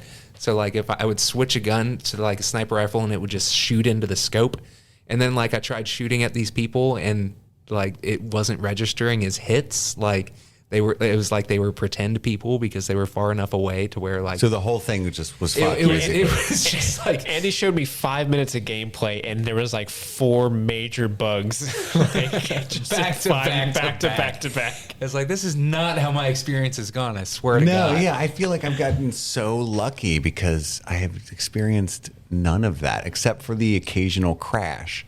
And that's like every game. And I'm used to it, from when I played real games a lot, And also, part of my being somebody who used to play RPGs a lot, it's a thing. I was trying to tell my friend, because he wasn't doing it and he was freaking me out. You keep 6 or 7 separate save files on a big RPG like that in case you want to make a different decision. And just cycle through them and do it frequently. Like before or after I successfully do anything, I save. And so when it would crash, it's really not that big of a deal. You know what I mean? It's kind of annoying, but that's one of the RPG tenets. Gotta do that. Always be saving. Duh. Always closers are good for saving. Yeah. Always be saving. Airbag. So in that vein, my number 4 is Last of Us Part 2. I thought you were going to say heroin. In that vein, it's heroin. What really carried me through 2020 was all of the black tar heroin I was shooting up. Woo! Thank you. Ride that dragon. Shout out to Ray for the plug. Sorry. I'm sorry. I really hope there's a paranoid guy who listens to our show named Ray. Right. He's like, what the fuck? Oh my God. They're talking to me. So Last of Us Part 2, for all the reasons Chris just described for why there's great games that you need to experience because it's a work of art, Last of Us Part 2 is a fucking masterpiece. It is one of the most beautifully designed games with the most interesting, well-polished mechanics. Everything about that game is just polished to the umpteenth degree. Like, you're never going to run into that kind of bug in a Naughty Dog game. And Last of Us Part 2, it was like, the first game is my second favorite game of all time, only behind Majora's Mask because that's for personal reasons. Like Last of Us Part 1 is probably the best game ever made. And Last of Us Part 2, they knew that they had to live up to that, and they fucking did it. Like, the story, like, I'm never going to forget the way the game made me feel because it goes in directions that you do not want it to go, and it makes you do things that you do not want to do. And that only matters because they made you care so much about these characters to where like they do kind of a twist midway through and I'm like, oh, I think I know what you're going to make me do and I really don't want to do this. And it's like, yep, they're making you do that 100%. And I'm like, oh, I'm really mad that I'm not doing this other thing that I'd rather be doing right now. But eventually I'm like, oh my God, now I'm actually kind of glad I'm doing this. And then I switch back to doing the thing that I had wanted to be doing to begin with. I'm like, well, no, let me go back to the other thing. I was starting to dig that. Right. And it like, I'm never going to forget the way it made me feel because like in like climactic moments, I'm like, there's buttons that you have to press. I'm like, I don't want to press them. And a game has never hit me that hard where I'm like, I don't want to be doing this thing. Like, because you want to get through the story and you want to see what happens and you want it all to be okay. But it's like, I don't want this to happen. Like, let me go back and make another choice. But it doesn't have like narrative threads where I could have made another choice. They had a story that they wanted to tell and they told it. And like, it gets dark, and I guess that's something I need to talk about. Playing a game about a pandemic in a pandemic hits different, you know. It's like, yeah, the life. It was basically like, yo, if 2020 gets even fucking worse, this is what it might be like, dude. Yeah. if all the awful threads of 2020 were seen to complete fruition, you have Last of Us Part 2. But God damn it, like the acting is absolute top notch. The mechanics are brilliant, and it does little things that you can only do like on a PlayStation. Like there's moments where you play a guitar and you strum the touchpad in order to play the guitar, and it functions as a guitar. You can actually like all the chords that are on there, like you can. Yeah, there's play a lot music. of videos of people doing covers of famous, guitar. Like just on this dumb little touchpad, like people are doing like very faithful renditions of famous guitar songs. And like Take On Me by Aha made me cry, and like it, god damn, everything about that game was fucking brilliant. It maybe a little too long. It was really the only thing I could really fault it for. But yeah, that was far and away game of the year. And there are people that were then that needs to be acknowledged too. Like the toxic fan base of people that like leaked the game and then were going out of their way to harass and death threat the people involved in the game because the story didn't go the way they wanted it to. Those people can go straight to hell. A lot of Last Jedis, if you know what I mean. Yeah. You go to hell and you die. South Park reference. But yeah, dude, if you like video games, play the Last of Us series. They're masterpieces. I'm excited to finally do it. Do it. You owe yourself to do it. I've tried to play The Last of Us 1 twice, but it was prior to my awakening. And it's not out of me not enjoying the game that made me stop. It is the loneliness, weird psychosis that I go through, A, and B, the first time it legitimately scared the fuck out of me. It's a scary. They're both scary Like games. I'm walking through the whatever part, probably 10 hours in, you have to like go through this nest of clickers unseen, and they would spot. Yeah, it was physically affecting me, and I'm like, clickers are like zombies, like blind zombies for people who have no idea what we're describe talking it about. adequately. You just have to experience it. Yeah. And it was fucking me up. And I decided not to do that. Anyway, I'm grown up now. I was probably only like 28 when, I'm glad you've grown since then. I mean, Sweet summer child. Steve, what is your number 4? For number 4, it's only appropriate that I go back to several wells I've already started. I'm highlighting 4 episodes of a season of a Star Wars show. So I am calling out the series finale, which was 4 episodes strung together. The series finale of The Clone Wars on Disney Plus. Please. I don't like when you say that with Disney specifically. Like Apple Plus, it sounds like a nice cherry treat, maybe. But Disney Plus sounds like Don't like it. a pedophile. Yes. But no, so The Clone Wars has been an animated Star Wars show. I think it first started in 2008. It's been a while, around a while. Did they end the show this year? Was that a 2020 debut? Yep, They finaled it. Yeah, so it went on for several years, and I think Disney bought Star Wars In the And when same way Netflix will sometime. Yeah. Yeah, and when they bought Star Wars, they were like, okay, we will allow you to finish the season you're currently working on, and then that's it, no more Clone Wars. So they did that a couple years ago, and then I guess they were like, hey, we've got all these like kind of half finished episodes that they started working on. We're Disney Plus. We can make a ton of money if we just release these 8 episodes, or I can't remember. I think it was 8 or 10 episodes.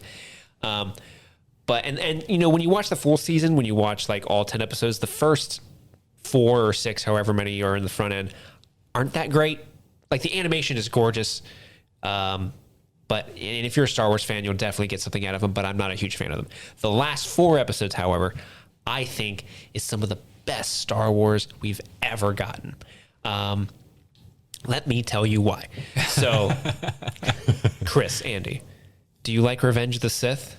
Yeah. Episode 3? Yeah. Yeah. Okay, it's so the best of the prequels for sure. For sure. Well, the last 4 episodes of Clone Wars takes place concurrently with Revenge of the Sith. Oh, cool. So there are scenes that happen in Revenge of the Sith that you're seeing from a different perspective. So like there's a scene in Revenge of the Sith where like all the Jedi Council members are talking. Some of them are holograms, and they're having this like discussion of what they need to do. Well, you're seeing it from the perspective of Obi-Wan Kenobi, who's a hologram in that scene, and you're seeing what happens before and after from his perspective. Oh, cool. But the episode centers around, so the show's called Clone Wars.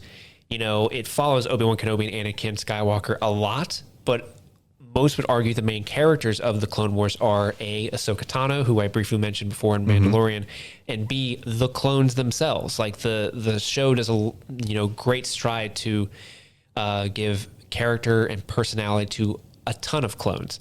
Shout out to D. Bradley Baker, who voices literal thousands of characters for that show and makes them all unique. But so it's Ahsoka Tano. She's brought back into the Jedi Order to help the Mandalorians reclaim Mandalore, which has been taken over by Darth Maul, essentially.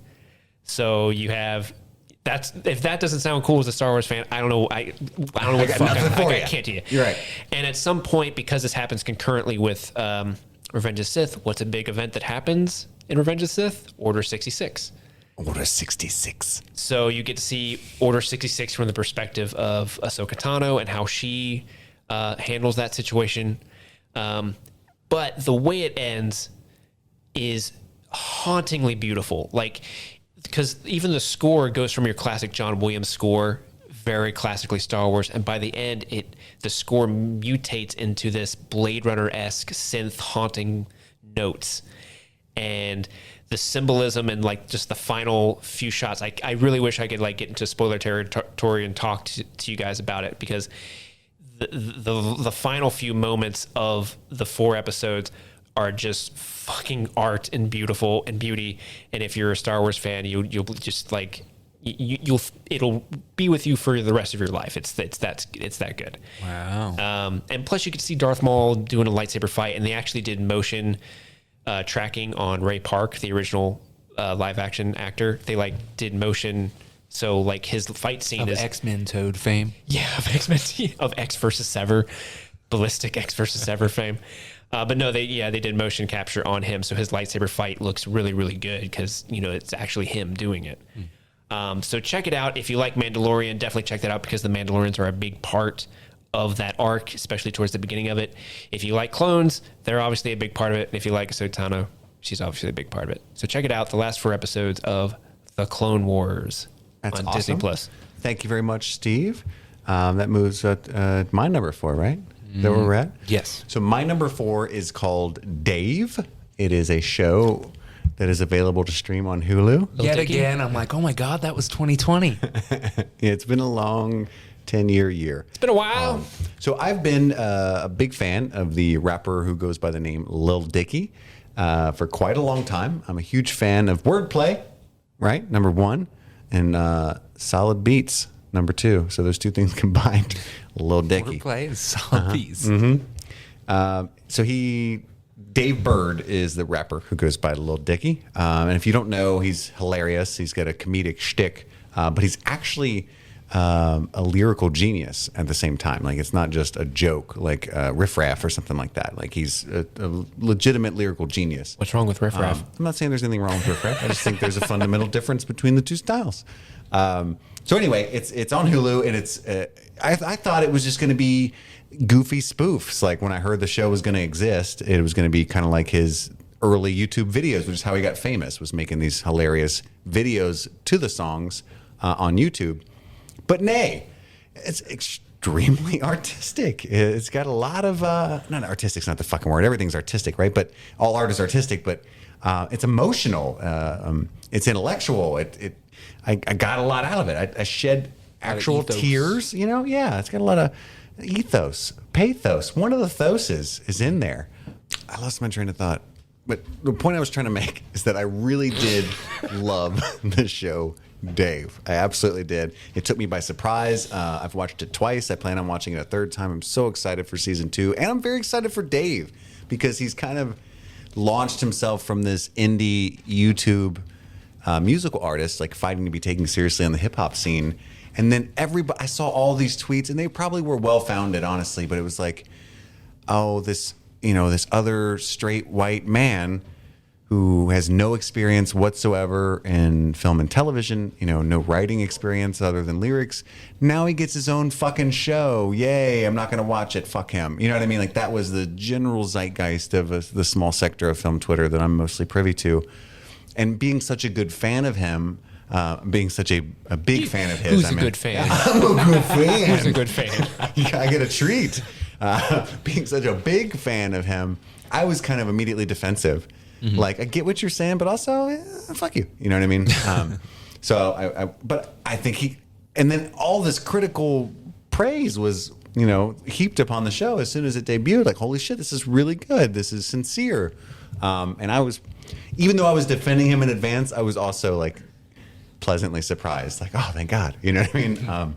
So it's very good. I highly recommend you check out the show Dave, even if you're not a fan of his music. I think the hardest I laughed in 2020 was at the milking table scene in like the 2nd episode of Dave. Dude, it is so funny. Hard to breathe. Absolutely. It was very good. That's available on Hulu as well. Big year for Hulu. Not that like 2019 was bad for Hulu. Like, what was Hulu? They did raise their price. That's probably why. Yeah. They knew they had good shit. Premium content. Andrew, we're in the top 3 zone, bro. Oh, man. Top 3. And I let us run way over on time, but we just got such good stuff. Wrapped up in this great discussion. What is your number 3? My number 3 is retroactively spent putting Dave in place at Tenant as number 10. There you go. No, so my number 3 is Hamilton on Disney Plus. It's kind of a cheat, kind of not. It's a recording of a production of Hamilton that happened in like 2015, but partway through the pandemic, they decided, and it was intended to release this year, this being 2021. They decided to release that early and just to give the people something to enjoy, while they're stuck at home. And if you know me, I love musicals. They are delightful. I think that theater is the ultimate culmination of like all the arts, where it's like performance, it's acting, it's writing, it's music, it's interactive. Musicals are fucking dope. Hamilton is my shit. I was super lucky enough to get to see it live a few years ago in Chicago, and it's one of the best theater experiences I've had because it is absolutely genius production. The writing is absolutely top notch. Everything is threaded so brilliantly. I have listened to that soundtrack at least 50 times, like all the way through. And I still find new things where I'm like, oh, that's so dope. When he's speaking French, like real early on, he only counts to this number. And when he dies later, he only counts that number again, too. That actually literally happened. And that's when the beat diverges, too. Right. And I had that thought like 2 days ago listening to the Hamilton soundtrack. I listen to it all the time. So for it to come out, to be able to watch it, to get to see the performance, and not just a performance, but a performance with all of the original cast, which is not something that you got to experience unless you happen to be in New York and happen to be super lucky enough to get a ticket. It was magical. And there's things that they do live that doesn't happen in the soundtrack. And so like most people, you listen to the soundtrack because you can't, if you're into musicals, you listen to the soundtrack because you can't get tickets or you can't be there to experience it. Or, tickets for musical theater are ungodly expensive. And so it's just unfeasible to go usually. So getting to see Lin-Manuel Miranda and Jonathan Groff and all of the Philippa Sue and all of the original cast, to get to see them like at peak hype of Hamilton 2015 and just fucking crush it was fantastic. And I've rewatched, and it's like 3.5 hours long, and I've watched it like 4 or 5 times now, and it's awesome. I'm going to jump Steve, just in the interest of not making the show boomerangy. Hamilton is my number 3 as well. Nice. All the reasons Andy said, but Andy would listen to the soundtrack all the time back in 2016, whatever it was, and I hadn't seen it yet, and I didn't want to listen to it because I'm insanely spoiler averse, as stupid as that is with maybe a musical, but that's how I felt. Do they sing? Right, I've ruined it for you, Steve. What happens to Alexander Hamilton? Is he what okay? I just didn't want. I wanted it to be. I don't know what the fuck I wanted. Is he the man on my money? But I finally got to enjoy it, and it lived up to this. Like what we were talking about earlier with Cyberpunk. Hamilton is the Cyberpunk. I'm just kidding. I'm not going to piss everybody off. There's a lot of bugs in it. If you got a high enough NPC when you're streaming it, Sometimes your dick will, his dick pops out of his underwear if he's on a bike. the fact that you couldn't say what you were trying to say made it better. The fact, your dick will. I was like, what kind? That's a bug in Cyberpunk, right? Where like Disney Plus. You have a customizable dick, and it does periodically show through your pants. But No, I knew what he was getting at, but it was funny. I can't talk good. So anyway, this is our intellectual discourse surrounding Hamilton. I just wanted to say it was beautiful. I too listened to the soundtrack. I think the first half is much better than the second half, listening to just the music. The songs are so good. And I think, again, not to frame everything this way, but I think it's impossible not to. Releasing it at that time, everybody had the free time to watch something during the pandemic quarantine, but also the political context of the story itself, I think, kind of gave it new life. Anyway, that's all I got to say about. That's my number 3, Hamilton. Steve, what's your number 3? My number 3 is a show you can find on Apple TV Plus. I'm pretty sure it's on Andy's. It might be on yours as well, Chris, and that is Ted Lasso.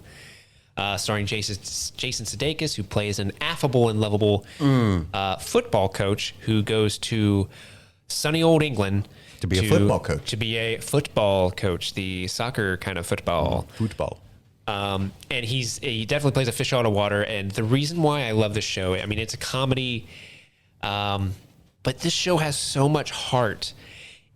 And like I could see, like this show is so sweet. It like brings out it highlights the best of humanity. Ted Lasso is this character that's almost like too good. He's too sunshine and rainbows, too happy.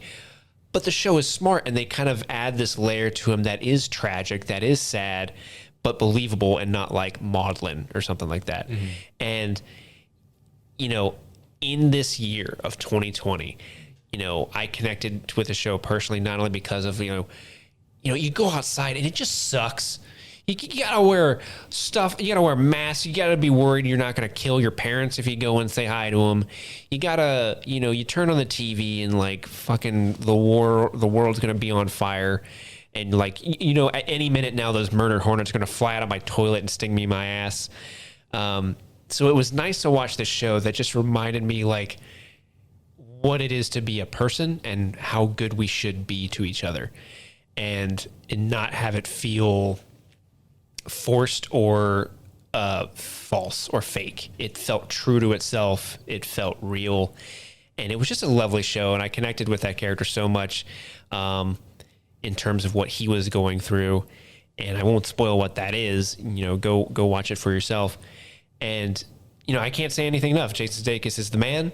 I really want to know what his biscuits tasted like. Right, delicious. Apparently, they are the bee's knees, and I do like tea though. I know I don't think it tastes like dirty water like he says. But Ted Lasso, go check it out. All right, that's available on Apple TV Plus. I guess it kind of screwed up the rotation, but my number 2 is the Queen's Gambit. From the mind of Scott Frank, with the Miss Taylor-Joy, of course. And Andy, I would say, even though I'm very fond of Anya Taylor-Joy and all of her work, oeuvre. There's that word, oeuvre. Number 2 is actually your fiance. I'm sorry. I would say Henry Cavill is number 2 as far as my crush list. But anywho, the Queen's Gambit, that floored me, and it took the world by storm. And there was a lot of people that I respect kind of deconstructing it and trying to say, like, I don't get it. Kind of, you alluded to it. Like, I don't understand the flavor of the week that is the Queen's Gambit. I think it's okay, kind of thing. And I think I ranted to you on the phone about it. I think that they fundamentally misunderstood. And I don't mean that in an arrogant way, like, oh, it's right over your head, you know. Plebes. Plebes. But I think a lot of our listeners know that, you know, I struggle with addiction and alcoholism. And so, yeah, I took it from that point of view entirely. And I love the chess was fun and amazing. And I love fucking chess movies, right? So, like Searching for Bobby Fischer, all that shit. Like, I always... Dude, I was racking my brain trying to think of a single other chess movie. And then there's... damn it, now you're pissing me off. You're making me delete it from my brain. There's another really big one. But that's the one I watched a bunch as a kid. I'm gonna ruin the podcast until I figure it out. That's okay. Nope, not gonna figure it out, I guess. What kind of pieces in chess are there? There's the knight. There's the rook. I believe there is a bishop. Ooh. All right, I'm not gonna discover it, but it doesn't matter. There's a pawn. They're fun. They're fun.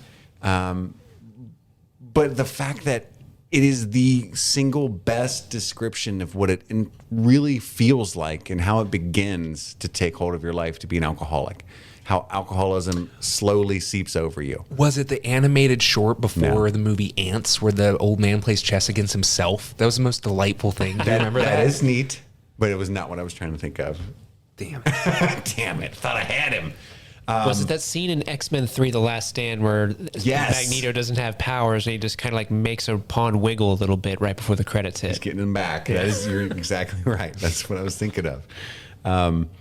Knew it. It's like the way that people movies always describe alcoholism to the audience like, oh, she's taking a sip and now, they're naked and homeless and crack and they're smoking the crack pipe and it's over and it's terrible and it's puking and there's death and they're definitely driving drunk and they're definitely going to wreck the car. This is bullshit. Right. Well, that's why they do drunk, but like alcoholism is like this 0 to 60, like, oh my God. And it's not realistic and it's not helpful to people that struggle with that because they're like, that's not what it feels like. So that must not apply to me or, whatever. And in reality, in this show, her character has a great time, a good relationship with alcohol. Her mother has a relationship with alcohol. They bond over it together. She gets drunk by herself, dances around in her underwear, has a great fucking time, and wakes up a little hungover, and then goes about her life. And so it's harder to tell that she has a bad relationship with it or that it's getting worse, right? Like the pills that she takes makes her better at the thing that she loves in her mind. And that's how it is. With me, with taking drugs, I would take a pill or snort a line and then go ace the test. Do you know what I mean? And it was like, why would I not do that again? That worked out great. That's how addiction starts. Do you know what I mean? Sure. Like you get good results. That's how human brains are wired. Like, okay, do it again. Things worked out fine. And it can do that for a number of years until all of a sudden it's not working out fine anymore and you can't even tell. So anyway, it really hit me, that accurate portrayal. The performances are great. It was so addictive and fun. Like, where are they going to move the pieces? Oh my God. And I saw some people being frustrated that they were kind of cutting away from the chess games, which I get. Like, that sounds absurd. Like, of course they're trying to keep it interesting. The treble games. But they were really drawing you into the moves, and you kind of just wanted to watch them move the pieces around and cut back and forth for a straight hour. I totally get it. I wish there were some deleted scenes of the other moves we could watch, but I don't know. I was very impressed with that show, and it hit me very hard. So that's my number 2. Andy, what's your number 2? So my number 2 is the biggest cheat on my list. No. In that It's Tenant. Technically kind of again, But in reverse now. This is a list inversion. So my number 2 is a subscription to Ultimate Guitar Pro online. What is that? It is a service online that you can subscribe to. That it's essentially music tabs, but when you subscribe to the Pro version, then you can get official tabs for things, and you can go into the editor and adjust like you can transpose. I was going to say transposition, but you can transpose to like different keys and stuff. You can highlight certain portions of the music to have it loop. You can adjust the speed at which it plays. So if you're trying to play something learn something particularly complicated, you can slow it down and loop it over and over again to try to build up to being able to play it at full speed and stuff like that. Just with the absolute. For listeners who don't know, a tab is for guitar players. It's the one instrument where you really don't need to know how to read music. We're famous for that, and you can learn a song, how to play it from the tab instead of reading the sheet music.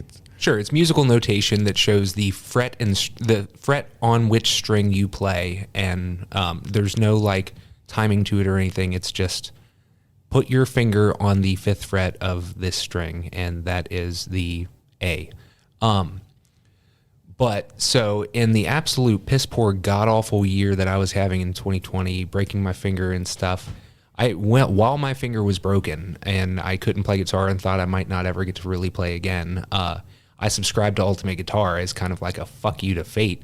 Like I'm gonna learn, and I'm looking at all these songs that I want to learn, and honestly, like it saved me probably more than anything else in 2020. Was just like going through this, what's basically sheet music, and kind of just playing it in my head, you know what I mean, and being like, I'm gonna play that, and so like just dumb stuff like, you know, I learned Stacy's mom, you know what I mean, and so like before I even learned how to play it, I learned how to play it by watching the sheet music go on Ultimate Guitar. And did she have it going on?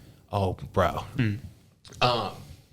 And like, I don't know, I learned a bunch of Elton John songs, and I learned a bunch of Beatles songs and whatever. But like, so it was like streaming something to me because I wasn't actually playing, I was just watching, you know what I mean? And then eventually once, you know, my fingers started to heal and I could play for like 30 seconds at a time before it hurt too bad, and then a little longer and a little longer. And, now I play guitar more than I probably ever did. And it's just really good to be able to turn the corner on it. And it is 100% just from sitting there reading stuff when I couldn't actually play it.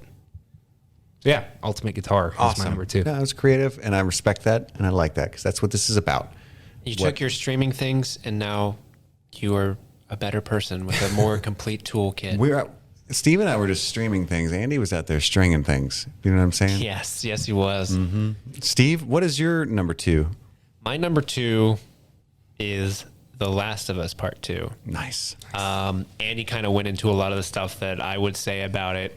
I would just stress that this game is so good, not in terms of like what makes a good game mechanically. Story-wise, it is head and shoulders above almost anything else in media, I'd say. The way they teach certain books to children in schools, I feel like they should teach Last of Us Part 2 to children in schools because I think it is that powerful of an experience, especially, I don't blame people for not wanting to play Last of Us Part 2 because I know several people who are like, I just don't know if I can mentally play that game this year. I totally understand it because, like we mentioned before, it's 2020, on crack. It's just like, it's crazy. And it is you say? Yeah, it's just a little. You want to get what was it? Ray JJ, the fake heroin dealer we made up a couple. Ray.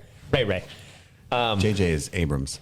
Oh, sorry, he made the Star Wars. But no, it's. I love it because it's really good. It's ballsy as shit. So Andy briefly touched on like the game makes you as a player do things you don't want to do. It also does things where it's like, oh shit, this person's a villain, but are they? Like the way it kind of plays with the idea of like, who is a villain, and what makes a villain, and that's always been a big theme of both Last of Us games is like, The Last of Us. Who is us? What do we do for the people that we? Who is us? Yeah, who is us? How do we as people act when we kind of divide into tribes? Because you think like when you read the game Last of Us and it's a post-apocalyptic world with zombies, you think, The Last of Us meaning The Last of Us human beings, but really it kind of boils down to much more of that like The Last of Us like. Because everyone's so fractured and tribal in that game, but also in present day. And I've seen a lot of people criticize the game for like, oh, I don't need a video game to tell me that violence is bad or revenge is bad and stuff like that. And I think that's such an obtuse criticism because like I've never heard that criticism aimed towards like fucking John Wick. You know what I mean? Right. And that's such a service level interpretation of the game because the game is really about the relationships of the characters.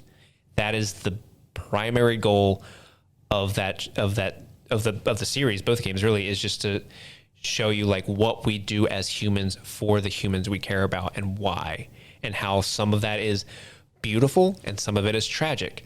Because this game has, think of every emotion you can possibly have of a human being. It's represented in that game to the 10th level. There is unbridled joy in that game. There's unbridled happiness. There is crushing lows. There's crushing defeats. There is horrid betrayals. And all of it's earned. And I agree with Andy that if I were to levy a complaint towards it, it is, I think, maybe a little too long. But I'm gonna shout out mainly the two actresses, Ashley Johnson, who plays Ellie, and Laura Bailey, who plays a character I won't name for spoiler reasons, but then also Troy Baker, who plays Joel. They are phenomenal actors at the height of their craft, and it just makes me sick that people would feel so entitled to what they viewed the game as that they would levy death threats towards those actors, specifically Laura Bailey and Neil Druckmann, the director. There is a valid criticism of the game because there's a lot of reports of like overtime and how they like overwork their employees at Naughty Dog to get the game out. Sure. I think that's completely, that's a valid concern. Yeah. I completely agree with that. However, that doesn't take away that all these people worked really, really hard and they made a fucking masterpiece and it won a lot of awards, rightfully so. Awesome. That is The Last of Us 2. Yep. Andy, I think we have the same number 1. I think so, buddy. 3, 2, 1. Ted Lasso. I almost said Tenant to be a. Yeah, Ted Lasso, created by Brendan Hunt. Steve said a lot of good things about it already. I just want to say we need more fucking Ted Lasso in this world right now so badly. This show was a lifeline to me this year. Queen's Gambit was beautifully shot, and it's some of my favorite actors. And spoke to me in my past and said something important that I think people need to be able to identify with to heal. And Ted Lasso just gave me hope in humanity again at a time when I had none. And it does some really creative things to stay in that vein. Because if you watch a lot of TV and you read a lot of stories in general, there's certain plot devices that you expect. And I loved all these characters so much, and it would get to... I don't know how to explain what I'm trying to say. It would get to like a junction where a character would do something shitty to someone else, and you can just see, the inner workings of the story ahead of time. Like, oh, and then that's going to be discovered, and that's going to be a point of conflict, and they're going to not talk to each other for 3 episodes, and then they're going to reconnect. And I like this show slightly less, and that pisses me off that we have to go through all that when that's not what I want to watch right now. And then. Like a character would find out that they did that, and he would just be like, "That's okay, I forgive you, I understand." You know what I mean? Just skip all the 3 episodes of like fake late '90s sitcom shit. Do you know what I'm talking about? Oh, for sure, yeah. And like that, I would just get so happy, like yes, you know what I mean? I just loved it so much. It was so genius. I'm so excited to watch it again. Andy, you got some words on the Ted? We've all said plenty about how wonderful Ted Lasso is. Honestly, just and it also asks, who is us? It does indeed ask, who is us? It's just funny.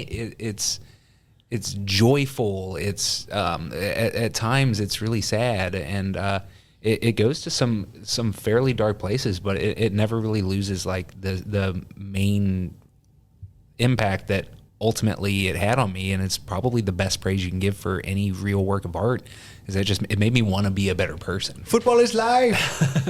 and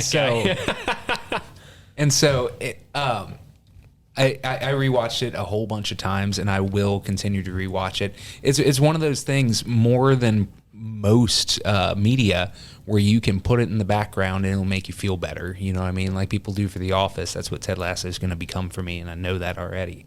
And they've only got 1 season of it so far. Oh yeah, I've watched that season 3 times. Yeah, like I just keep rewatching it whenever I'm like feeling down. I'm like, I want Ted to make me cookies. It's the type of show where like you finish the finale and you're like, awesome, and then just go ahead and hit play on episode 1 again. Do you this is gonna be terrible. Do you remember that movie Monsters Ball with Billy Bob Thornton and Halle Berry? Yeah. Do you remember when? I remember scenes after the tragic, the linchpin tragedy of the movie, when she's drunk and she wants to have sex with him, and spoilers for Monster Ball.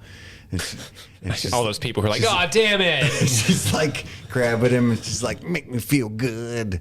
Mm-hmm. That's how I feel when I'm turning on Ted Lasso. Good, Ted Lasso. You know what I'm saying? So you're the Halle Berry, and Correct. Ted Lasso is the Billy Bob. Correct. I think Ted Lasso wouldn't want it any other way. I think so too, Steve. I don't think you know how psychologically healthy that is. I think we should get the Diamond Dogs together to really analyze what you just said. For sure. We don't. So I wanted to keep this episode under an hour, and we did that. If I won, it's 2 hours. But that's good. We were reunited yet again. It's good to see you guys back here. I wanted to go over some like dark horses and honorable mentions. I don't really have time to do that. Couple shout outs. Maybe we have real just literally shout them out. The Boys. The Boys season 2. That was on my list. My number 1's Hamilton, by the way. Oh shit! Oh my god!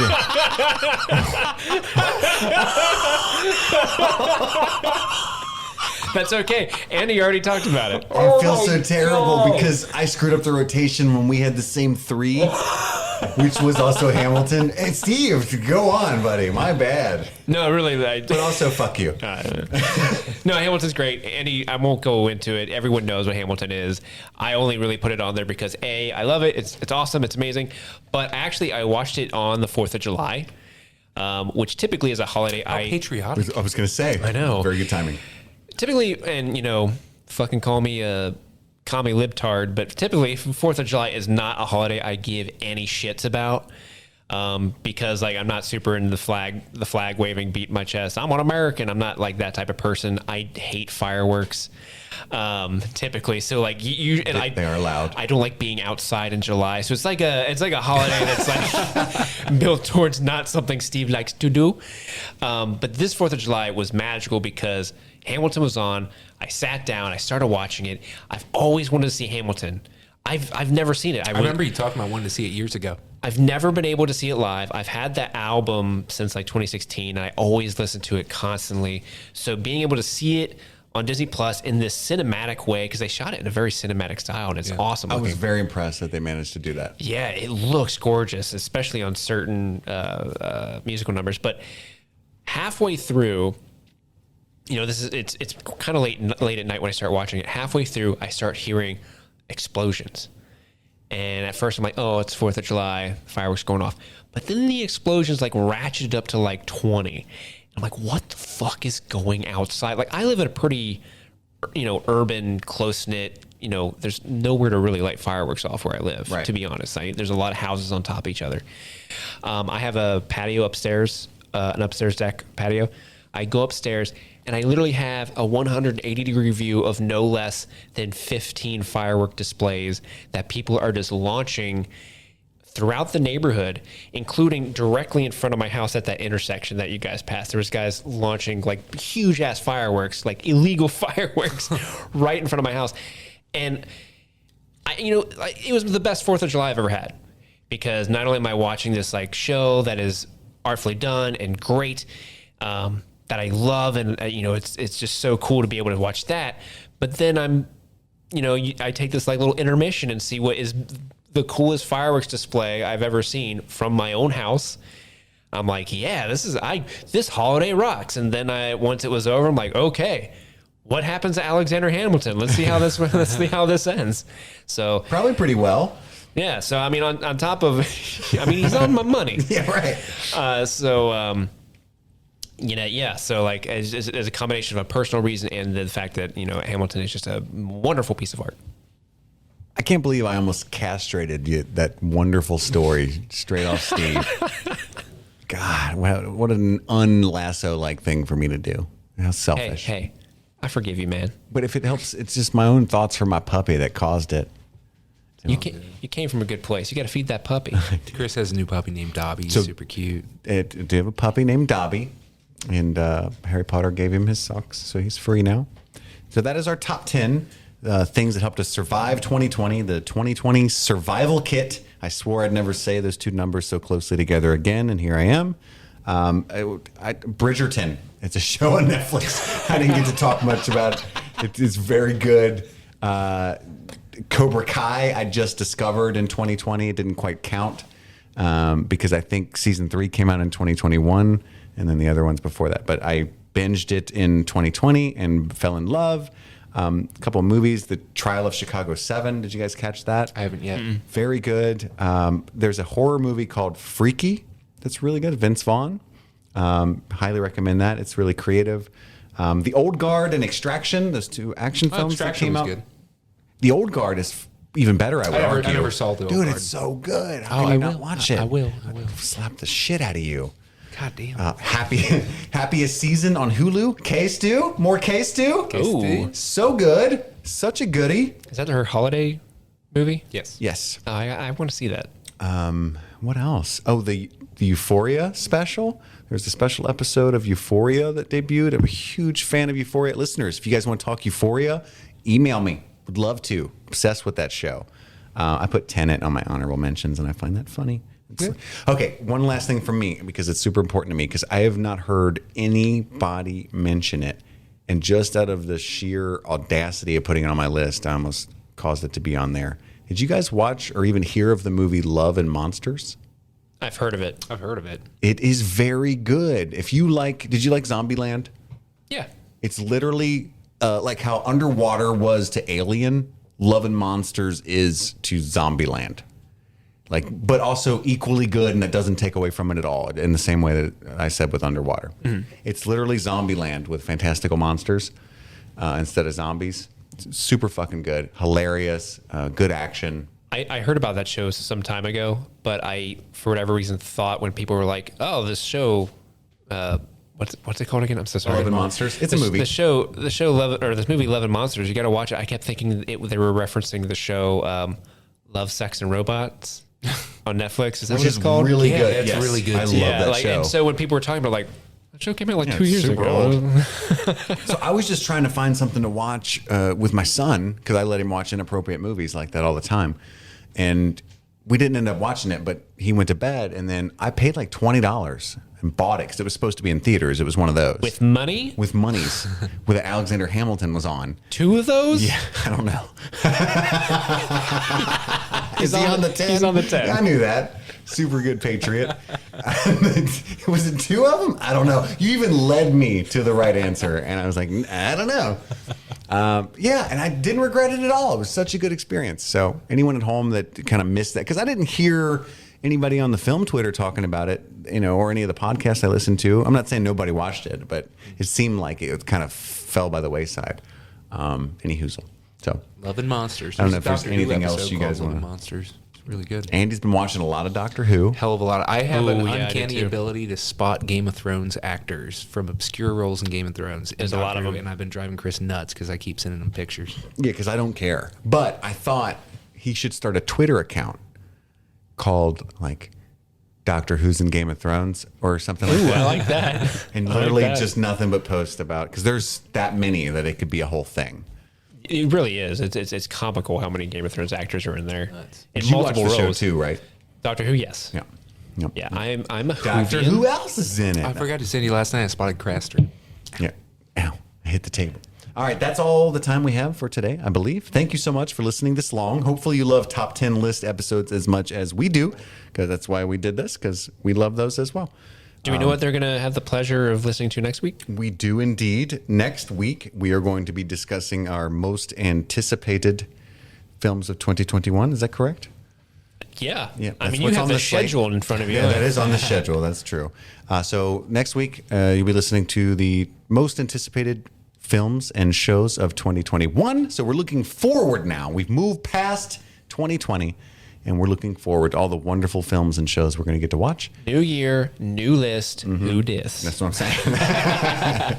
That's all the time we have. Oh, be sure to email streamingthingspod@gmail.com with all of your, wonderful compliments, Send us your top 10. perhaps Yes. insults. And most anticipated. What got you through 2020, and what are you looking forward to in 2021? My name is Chris. I'm Andy.